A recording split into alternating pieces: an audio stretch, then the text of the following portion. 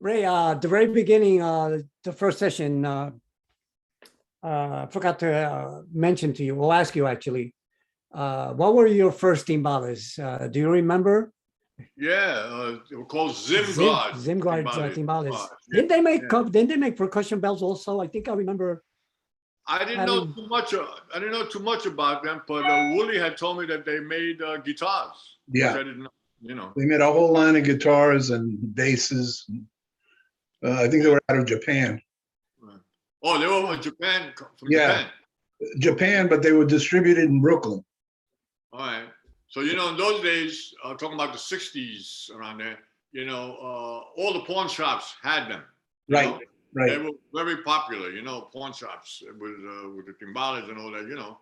At that era, you can go in there and get some, you know, some good stuff. But Zimgard, compared to the regular timbales like Humberto Morales, you know, they were like line C, you know, or line B, you know. And a lot of people used them. I remember a lot of people did use them. Yeah, you know, I wish I had them now, you know. I know. Even around with them, I don't even know what happened to them. You know? I had an original, when I was playing with a Combo New York, that's what I was using. I was using a pair of Zimgard bell, campana, right. And it sounded amazing. It's unbelievable, unbelievable. Some good work. Yeah. Sorry, you know? Yeah. So Ray, can you tell me, do you have a recollection of your time with Jackie DeLomas and yourself? Yeah, I learned a lot from Jackie. You know, Jackie was already playing pretty good conga. He would go to the PAL, and at that time, he had a teacher. He found his teacher. I can't remember his name, but he was a conga player, also a bata player. Oh, wow. And he was teaching Jackie, you know, how to play and everything, you know. And Jackie would turn around and, you know, when we would hang out, you know, we would discuss it. And, you know, Jackie would show me. Jackie introduced 6/8 to me, you know, like. Yeah. You know, and oh, yeah. So remember, right? That is you mentioned that. Jackie DeLomas. Did you work quite a while with him, or was it a short stint, or? It was short. It was short because he was coming into the band when I was leaving the band. Oh, okay. We did a couple of gigs together. Wow, great player, definitely. Yeah, very unique style, very unique style. Yeah. That's amazing. Yeah. But I love that band. I love that band. You know, after I left or whatever, I was, you know, I missed it. I missed the band. You know. Because there were some intimate things with Richie on jazz, you know, intimate music. Yeah. You know, it was, you know, I realized, wow, I learned a lot from that band, really, you know. Well, I was actually starting, you know. You also had Ski there, too. Yeah, Ski, right. Right. The son of the father who invented television. Yeah. That's right. Amazing. And then what about your relationship with Ray Maldonado? Very strong relationship. We had a good relationship. We lived like 3 or 4 blocks away from each other. I hung out more with Ray Maldonado than I did with Richie. I was more friendly with Ray, and Ray also played with Richie. You know. So you lived near Hoyt Street then, if that's the case. Yeah, right. Right. I lived on Pacific, and they lived on Hoyt. And Ray and I got to know each other more once we were hanging out with Mongo, you know. Yeah. Mongo's band. Ray had been with Mongo years before me, you know. So yeah, it was. I learned a lot from Ray as a trumpet player. Was also a percussionist. You know, he could play some good bell. You know, he played bell on some of those recordings. That. Yeah, he was all around trumpet, percussion. Right. He was. You know, he was like an amazing musician. He really was. Right. He was amazing musician. Great musician and a good friend, actually. Good friend. I got to spend some time in his house. He took me quite a few times, and he would show me a little theory and stuff like that. Yeah. We went to the basement. Yes. Right. Yeah. Went to the basement. Yeah. In fact, I still remember when I was recording with Tony Pavon, we were doing this song called Carnaval in Panama. And he's the one that showed me how to play the samba part on the timbales, because I didn't know how to play it. So he said, Johnny, you play it this way, you know? And I said, wow, that's amazing how how easy it really is, but I just didn't know how to adapt it, to the song. You have to hear him play tambourine. Oh, I never heard him play He tambourine. had that down. He had that down. Wow, that's amazing. Wow.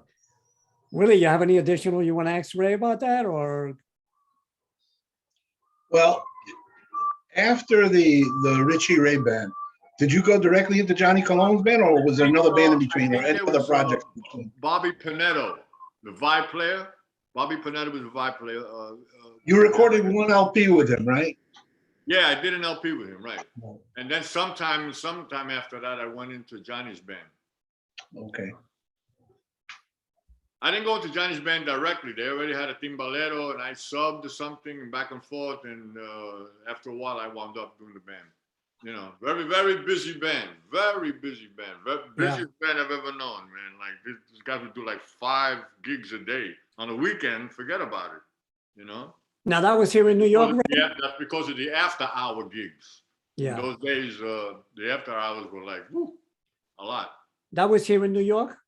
Yeah, right. I only took one trip to Johnny, and that was to Nicaragua. That was later, though. That was later. He called me for that gig, and we went to Nicaragua. Right. Did you get to travel with Richie's band? Not really. Let me see. No, not really. Basically all the stuff I did was before they started traveling. Okay. But I could remember. We're talking about years ago. Wow. Some history. Now, how long did you last with Johnny's band? I think about a period of 2 years, maybe even short, about a year and a half. Not that long. Yeah, about a year and a half, maybe even a year. And you recorded 2 LPs with him? I know you did Boogaloo 67. I think so. And Move Over is the other one, I believe, right? Move Over, yes. I don't remember the name of the album. Yeah, it's a Move Over. Is you guys, the band is actually featured in the front cover of the album. You can see your timbales. So Ray, in the 70s, you got married, right? And you moved to New Jersey. Right. So what did you start playing club dates or? Yeah, around that time I was playing club dates. Let me see, right after Johnny Cologne or right after, I don't know. We're talking like, in the 70s. I think I started doing club days more in the 80s, I think. More in the 80s? Yeah, club dates here and there. Started doing them a lot with Mauricio Smith, Jimmy Sabate, and Al Israel, Al Del Rio. Al Del Rio? Who starred in one of those, not starred, he played in one of those movies. He played with Joe Cuba too. Did Scarface. He was the bad guy in Scarface. Yeah, they called him Hector El Sapo. Right. So I did a lot of club dates with him, Great, good keyboard player too, Who was, Ray, who was Raul Espizio? I don't know if I'm pronouncing it right. Raul Espiazu. He was the son of the man who wrote Peanut Vendor. Oh. And he was his son, and he did also. I did a lot of club dates with him. He's no longer with us. Great guy, great singer also.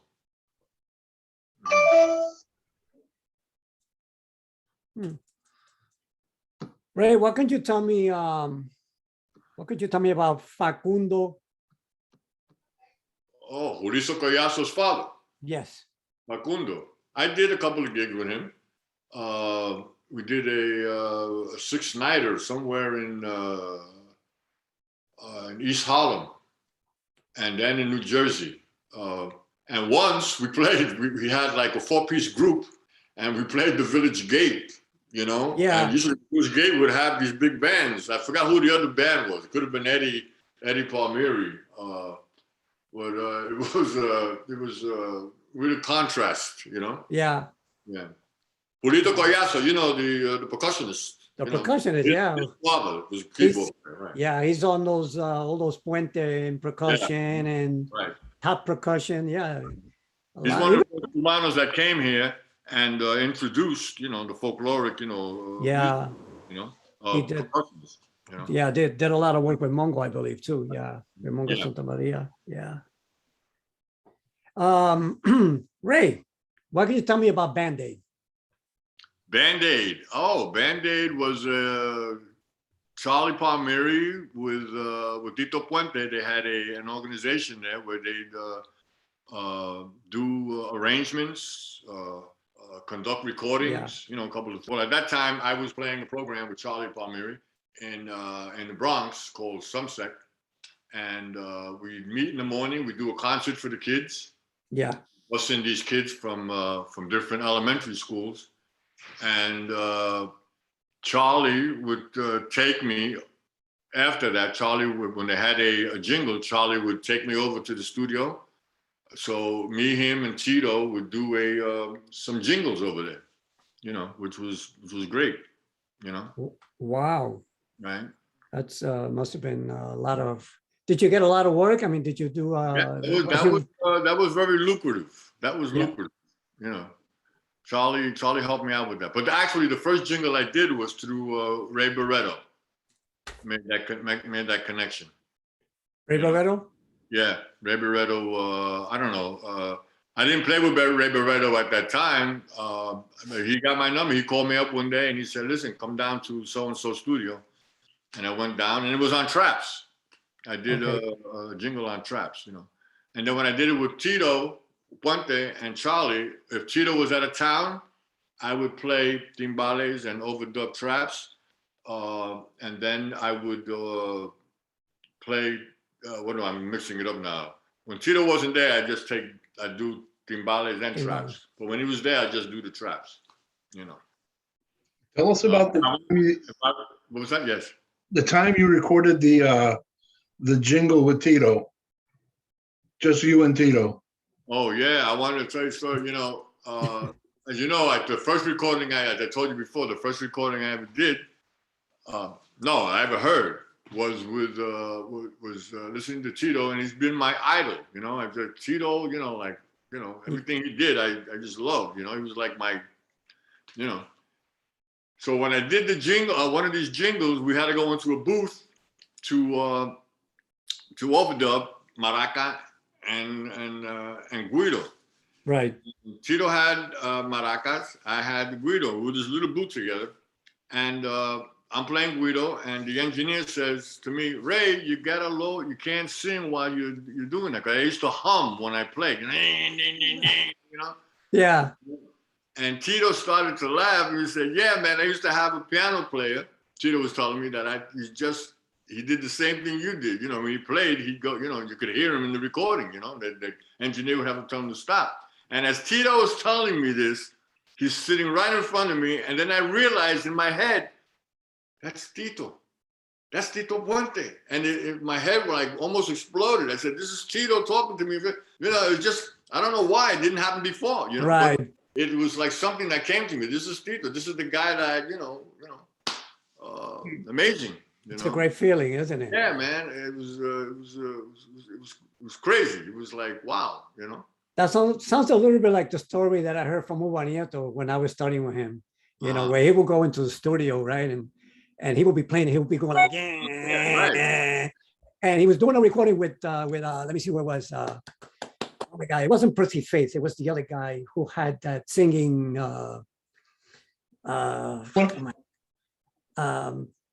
Maybe you remember, Willie. Not Mitch Miller?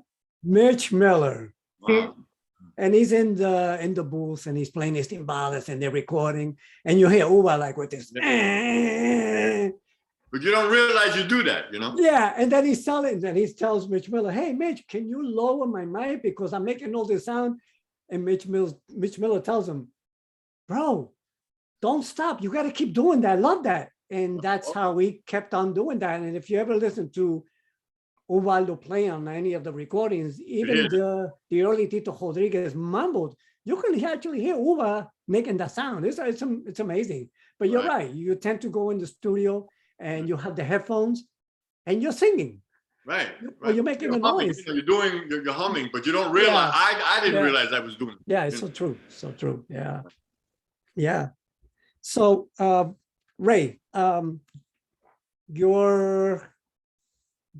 want to get to the local 802. What do you remember about the local 802 during your time? Was the best place at that time you could be as a musician, you know. They had 3 sections. You know, you come in, there's a section with the Latino, you know, that music. There was the guys playing jazz. There was club dates. There was, you know, all the different sections, you know. And then the best thing about that is that you get to know people, you know, and you exchange numbers, and a lot of that. That's how, you know, you get gigs over there. That they would go to local 802. Listen, I need a piano player for Saturday night. I need a timbale player for this, you know, that's the word. And then the guy in the microphone would announce, on Saturday, we need a drummer, we need a violin player, we need this, you know. Then you see the people run up there, oh, I'm available, blah, blah, blah, blah. It was like beautiful coffee, or, you know, go get a beer or whatever, you know, you make friends. It was a great way of communicating with other musicians. So, I mean, so how did they actually determine, for instance, to choose a musician? Hey, we got a jingle. I need a malaca player or something. That's what I'm saying. Now you had about, let's say you have 5, 6, even maybe 10 maraqueros there. Yeah. What I'm saying is that on the stage, there was, when you go in, there was this guy on the microphone. They give him the information. You know, we need whatever musician, a piano player, trumpet, whatever, you know, and then he'd make the announcement. Okay. Trumpet player needed for Wednesday. Trumpet player needed for whatever. Then if you're a trumpet player, you go up there. If you beat the other trumpet players, you go up there and you get, you know, you talk to the guy and say, okay, I'm available. Sorry, it's too late. Or, okay, you got it, you know. It was that way, you know. So when you did a session, let's say they called you for a session. I mean, did you at that time have reading knowledge of the percussion, or not yet, technically? I was in the process at that time. I was in the process of learning. I was in the process of learning music. You know, the fact that other people could read music always astounded me. Like, how do they do that? You know, I said, wow, that's amazing. You know, especially when I saw drummers playing, blah blah blah blah blah. You know. And how are they reading that? You know, so later on you're studying, you realize, you know, that, you know. Yeah. One thing I want to say about the union, Johnny Pacheco used to go there, and he used to make bongo bells. And that's what he used to go there, you know, sell the bells and, you know, and hang out. That's the first time I met him over there. Did you ever get to work with him? No. With Johnny? No? No. Did you buy any of the bells? No, because they were for basically bongo players, bongo bells, you know, and I'm not a bongo player. Do you remember your timbal bells? Were they specifically made by someone, or were they from a company? Do you remember if they were? I got one from a friend of mine, a guy I mentioned, this guy Lenny. But basically at that time, there was the junk guy going down the street with a bell, and he had, you know, you'd hear him coming because he had a cowbell. Yeah. Clanging, you know? And then he had like other, I don't know where he got them. So that's basically where you get your bells, especially cha-cha bells. Yeah. He didn't have the mambo bells, but basically he had cha-cha bells, nice cha-cha bells, you know? And as of now, I really don't know where these guys got them, you know? I guess from the farm where taking them away from the cows. I heard stories from some percussionists that they used to get them from car bumpers. I don't know how that true is, but from car bumpers, like the old cars, from the car bumpers, they would use the metal and they would make bells out of them. And I heard they sounded awesome. They make it from there. Yeah, those are some of the stories I heard. How true it is, you know, I can't really say for sure, really. I mean, I only knew one guy that made great bells, but it was like maybe mid 70s. A guy named Pan Con Queso. I don't know if you heard of him. Yeah. He's from Venezuela, no? From Venezuela, yeah. Right. Yeah. I have a tambora from him when I was in Venezuela. Yeah. Yeah. I have my my mambo bell is from him. It was made by him. Yeah. Great sound. Great sound. Very unique. Mhm. You hardly don't even get bells like that today, you know. So, okay. So I wanted to ask you something else. I wanted to ask you about Mongo Santa Maria. Mhm. What can you tell me about your experiences? How'd you got to, you know, to play with Mongo? And Well, I was with doing that program with Charlie Palmieri in the Bronx, and I got the word that Mongo was looking for a drummer. Right, he was looking for a drummer, and one of the guys that worked for Mongo, not a musician, he was one of the producers, well, managers, knew somebody at that where I was working there, and he told me that Steve Barrios was gonna go with Harry Belafonte, okay. and Mongo needed somebody right away. And he said, Mongo would like to come down and audition you. So I was there in that program. Mongo came down. He sat in the audience and he heard me play, you know. Then he said, okay, you're right. But he wanted to go to France. And at that time, I think my son was just born. I was married, and it just didn't work out that I can go to France with him. Right. You know, but I was, well, I did want to go, you know. Yeah. But he still had my number. And then later on, I got a call from this guy, Jack Hook. Said, Jack Hook is we're going to Montreal. Yeah. You know, would you, you know, I said, okay, I'm going to do it, you know. So I just took the gig. And, Now that was what year approximately that took place? Like early 70s? Yeah, 70s. Yeah. 70s, right? Yeah. You know, you asked me about the years of time, you know, like, ooh, so many things happening. Talking about a long time ago. I would say it was, yeah, 70s, around the 70s. Okay. And then you, 1979, then you joined Mongo's band again. You came to play when I was in the band. Yeah, he called me because you said that the drummer couldn't make it or something, and I took a special flight over there. Yeah. Right. You came to, we worked in Los Angeles, I remember. Right, right. Disneyland. We did Disneyland. We did a TV Right. show called Speak. You know, Right. Great. I like, you know, Yeah. good being enjoyed. Yeah. I enjoyed it. Yeah, we had fun. We had a lot of fun. Yeah. Yeah, Willie, do you have anything else you want to ask Ray on your behalf, or? No, I think,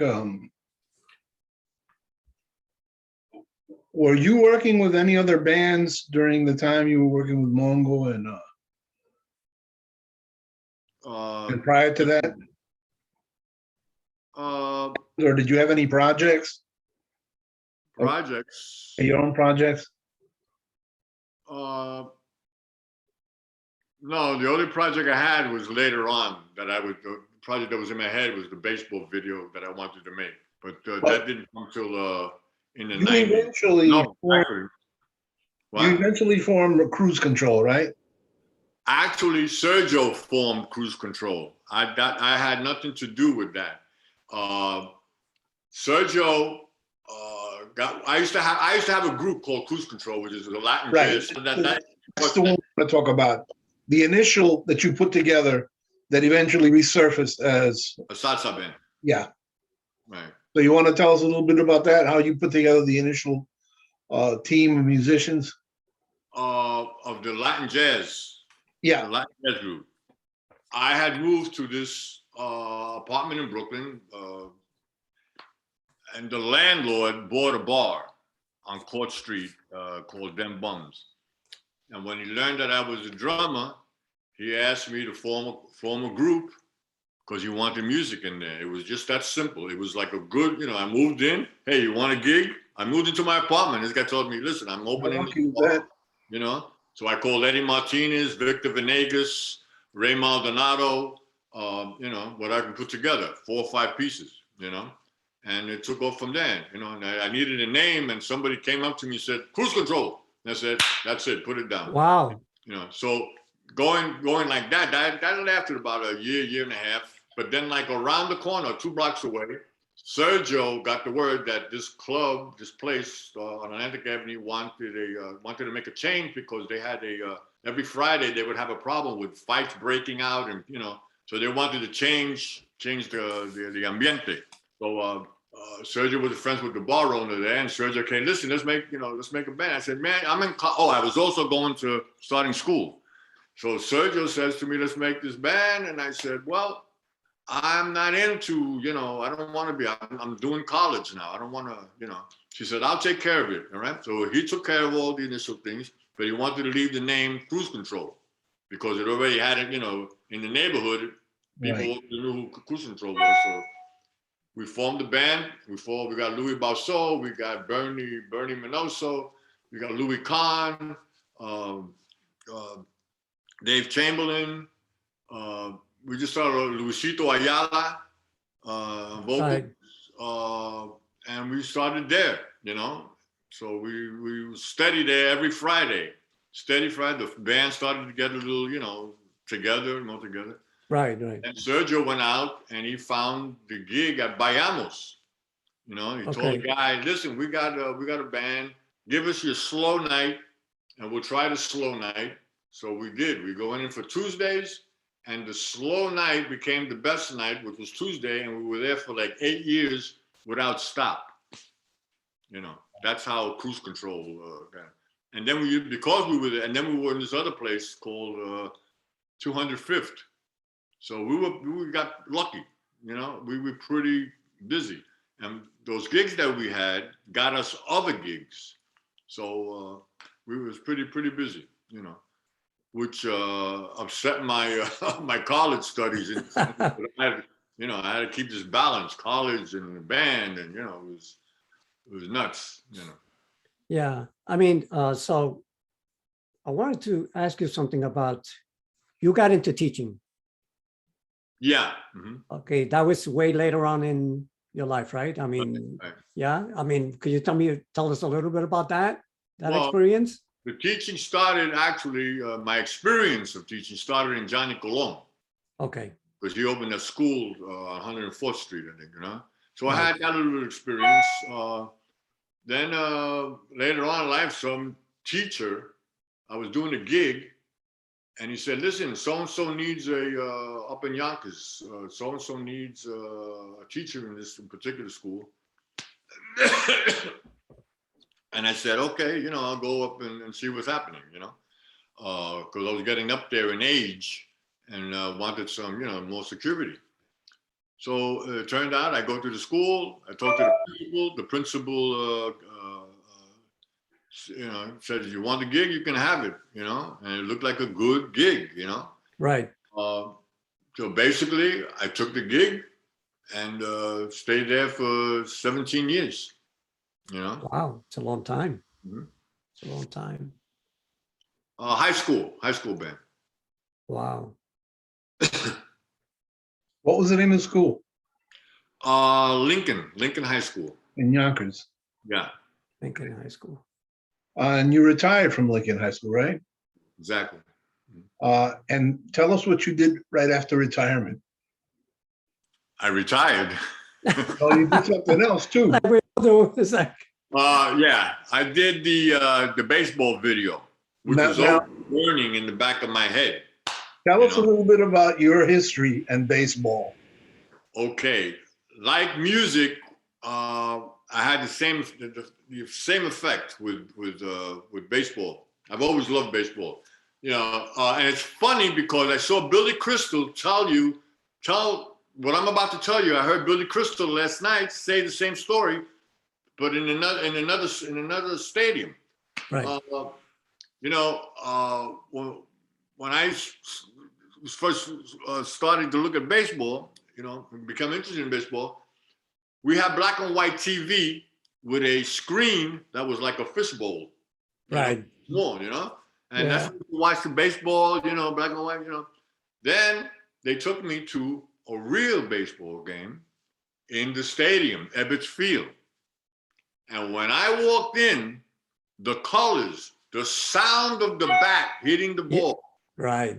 Whole thing, the uniforms, the whole color. It was like, you know, I was like, whoa. Like when I first heard Tito, you know, it was like, whoa, what a world this is. This is amazing. And that kept me into baseball for years and years and years. You know, I just loved it. It was a feeling that, you know, I was, you know, Brooklyn Dodger fan until they, boom, they left Brooklyn. They went to California. So I sort of left the baseball thing, but it was still in my blood, man. I loved it, you know? Yeah. So Louis Bausor, when I was doing cruise control, Louis Bausor did an arrangement of Cuando Te Vea. I love it. Right? Yes. Which was very syncopated, you know? And then I started thinking, you know, I was still, well, I wasn't retired yet. I said, you know, I've got to do this, you know? Be like for baseball players to dance on the field. Yeah. To syncopate it to the music, the ball, and then, you know? And that the idea was burning in me, you know? And I had saved a couple of dollars while I was working in the school, you know, and my retirement and everything. So I said, you know what, I'm gonna do this. And everybody was telling me, don't do it. But I said, no, I've gotta do it.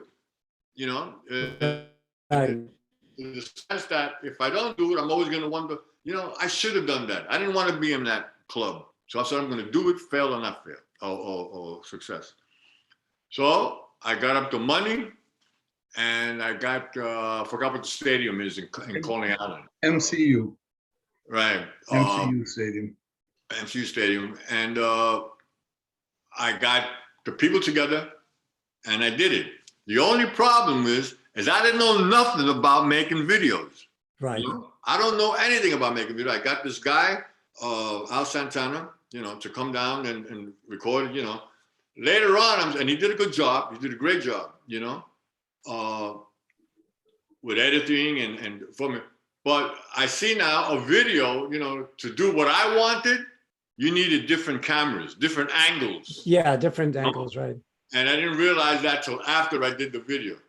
You understand? So, you know, as I said, I know nothing about making videos and, you know, I did it. So as a result, it came out, but I wasn't happy with it. So I just put it on the side, you know. I thought it was very nice. Thank you. Yeah, I thought it was great too. Thank you. But So it was what it was. I just have one more thing. What could you tell me? I'd like to know about you a little bit in the maybe next 2 minutes about your son, Adam Cruz. Adam Cruz. Music-wise, how did he get into music? And well, he started, I would say, about 1 year old, let's say, you know, not that I pushed him. Right. You know, there the drum, I had my drum set there, I had everything there. And of course, he's a kid, he's naturally gonna go and you know, so that's what he's been doing all that time, you know. It's amazing. You know, and he got chops right away. You know, he seemed to have chops. Right. You know, in my opinion, my personal opinion, he's a natural. You know, because I saw him fooling around with the pad. You know. Right. So when he got older, what happened was he was asking me how, you know, he was asking me about reading music and how this and that, you know. So, you know, in a process, I would show him this and this and that and try to get him to understand. And he didn't understand, you know, blah, blah. Then one morning, he got up and he said, oh, you know, he had that, oh. And then he went and he saw the pad and then he said, oh, I see. You know, he was talking about downbeats, upbeat, quarter note. Right, right. So, you know, he said, I'll always remember that. He went, oh. That's amazing. That's amazing. That's a big blessing. Yeah, thank you. Hey, so, you know, your entire story has been just a series of blessing after blessing. Yes, yes. We have to cut now, but, you know, we're so grateful. You blessed us with your presence and your story. Yes. So we throw it right back at you and the family, man. Right. You know, God bless all you guys, and thanks for all the music you've given us. Yes. Time and the history, and let's see if we can keep this going. Yep. You know. And I'm so grateful that we got to play together, Ray.